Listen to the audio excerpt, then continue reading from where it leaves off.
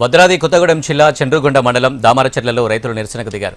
కొనుగోలు కేంద్రాల్లో ధాన్యం కొనుగోలులో కాంటాలు లోడింగ్ కావడం లేదని విజయవాడ కొత్తగూడెం జాతీయ రహదారిపై రాస్తారోకో చేపట్టారు.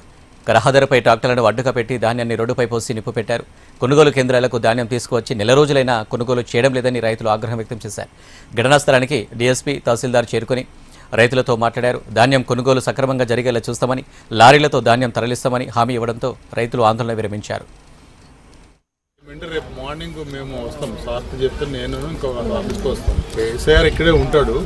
ఒక పూట టైం ఏంటి, కాకపోతే దానికి ఏం చేయాలి వాళ్ళకి ఒక్క పూట ఇంట్లో ఆగారు కదా, ఒక్క పూట టైం ఏంటి మాకు. వీళ్ళు ట్రాక్టర్లు పెట్టిస్తావా ఏం చేస్తావో చేసి తొందరగా షిఫ్ట్ చెప్పి.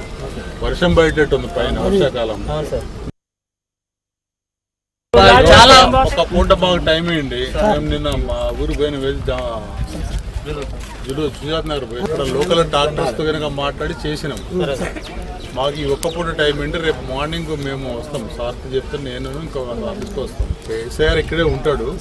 ఒక పూట టైం ఏంటి, కాకపోతే దానికి ఏం చేయాలి వాళ్ళకి ఒక్క పూట ఇంట్లో ఆగారు కదా, ఒక్క పూట టైం ఏంటి మాకు. వీళ్ళు ట్రాక్టర్లు పెట్టిస్తావా ఏం చేస్తావో చేసి తొందరగా షిఫ్ట్ చెప్పి.